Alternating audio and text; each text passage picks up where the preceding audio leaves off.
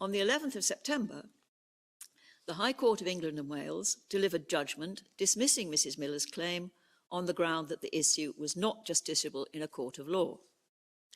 That same day, the Inner House of the Court of Session in Scotland announced its decision that the issue was justiciable, that it was motivated by the improper purpose of stymieing parliamentary scrutiny of the government, and that it and any prorogation which followed it were unlawful and thus void and of no effect. Mrs. Miller's appeal against the English decision and the Advocate General's appeal against the Scottish decision were heard by this court from 17th to 19th September. Because of the importance of the case, we convened a panel of 11 justices, the maximum number of serving justices who are permitted to sit. This judgment is the unanimous judgment of all 11 justices. The first question is whether the lawfulness of the Prime Minister's advice to Her Majesty is justiciable. This court holds that it is. The courts have exercised a supervisory jurisdiction over the lawfulness of acts of the government for centuries. As long ago as 1611, the court held that, quote, the king, who was then the government, hath no prerogative but that which the law of the land allows him, end quote. However, in considering prerogative powers, it is necessary to distinguish between two different questions. The first is whether a prerogative power exists, and if so, its extent. The second is whether the exercise of that power within its limits is open to legal challenge. This second question may depend upon what the power is all about. Some powers are not amenable to judicial review, while others are. However, there is no doubt that the courts have jurisdiction to decide upon the extent and limits of a prerogative power. All the parties to this case accept that. This court has concluded that this case is about the limits of the power to advise Her Majesty to prorogue Parliament. The second question, therefore, is what are the limits to that power? Two fundamental principles of our Constitution are relevant to deciding that question. The first is parliamentary sovereignty, that Parliament can make laws which everyone must obey.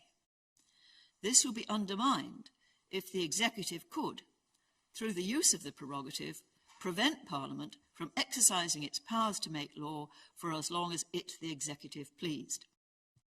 The second fundamental principle is parliamentary accountability.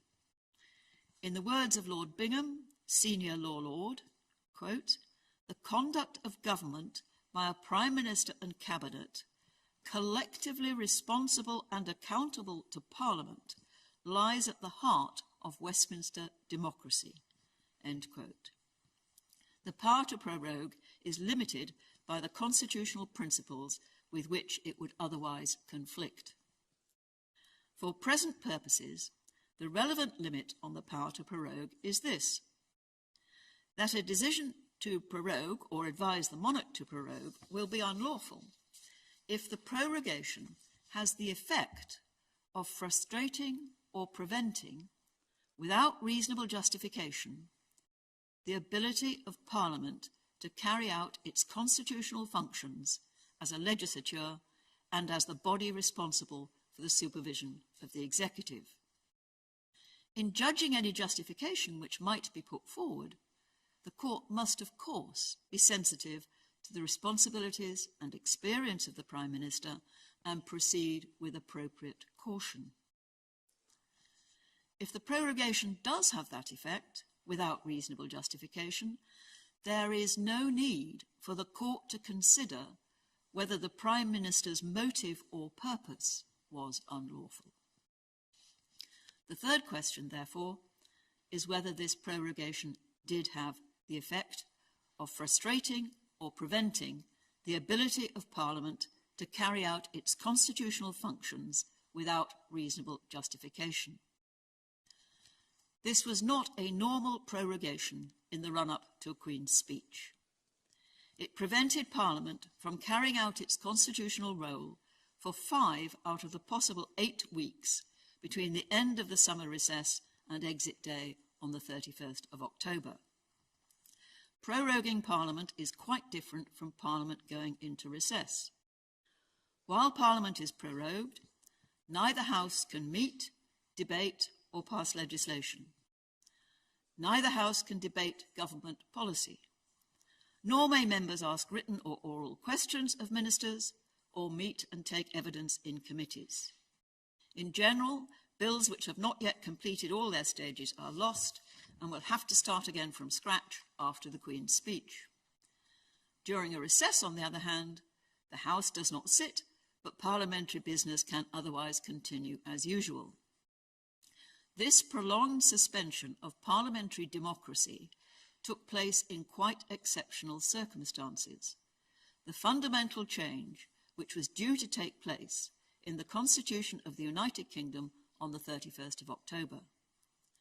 Parliament, and in particular the House of Commons, as the elected representatives of the people, has a right to a voice in how that change comes about.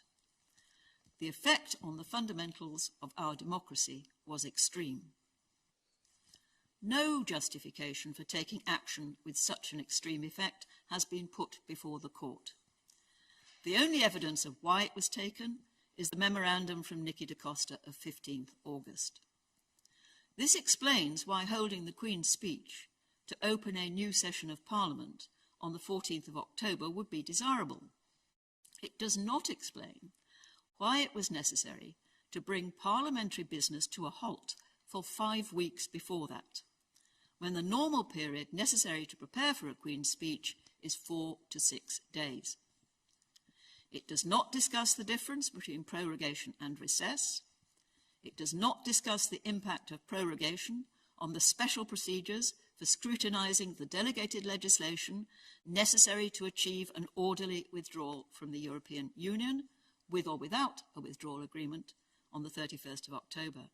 It does not discuss what parliamentary time would be needed to secure parliamentary approval for any new withdrawal agreement as required by Section 13 of the European Union Withdrawal Act 2018. The Court is bound to conclude, therefore, that the decision to advise Her Majesty to prorogue Parliament was unlawful because it had the effect of frustrating or preventing the ability of Parliament to carry out its constitutional functions without reasonable justification. The next and final question, therefore, is what the legal effect of that finding is, and therefore what remedies the Court should grant. The Court can certainly declare that the advice was unlawful. The Inner House went further and declared that any prorogation resulting from it was null and of no effect. The government argues that the Inner House could not do that because the prorogation was a, quote, proceeding in Parliament, end quote, which, under the Bill of Rights of 1688, cannot be impugned or questioned in any court. But it is quite clear that the prorogation is not a proceeding in Parliament. It takes place in the House of Lords chamber, in the presence of members of both houses, but it is not their decision. It is something which has been imposed upon them from outside. It is not something on which members can speak or vote. It is not the core or essential business of Parliament which the Bill of Rights protects. Quite the reverse. It brings that core or essential business to an end. This Court has already concluded that the Prime Minister's advice to Her Majesty was unlawful, void, and of no effect. This means that the order in Council to which it led was also unlawful, void, and of no effect, and should be quashed. This means that when the Royal Commissioners walked into the House of Lords, it was as if they had walked in with a blank sheet of paper. It was also void and of no effect. Parliament has not been prorogued. This is the unanimous judgment of all 11 justices. it is for Parliament, and in particular the Speaker and the Lord Speaker, to decide what to do next. Unless there is some parliamentary rule of which we are unaware, they can take immediate steps to enable each House to meet as soon as possible. It is not clear to us that any step is needed from the Prime Minister, but if it is, the Court is pleased that his counsel have told the Court that he will take all necessary steps to comply with the terms of any declaration made by this Court. It follows that the Advocate General's appeal in the case of Cherry is dismissed and Mrs. Miller's appeal is allowed. The same declarations and orders should be made in each case. Copies of our full judgment explaining these conclusions and a transcript of this summary will be available immediately after the Court rises, and I urge you all to read them with care. The Court will now adjourn.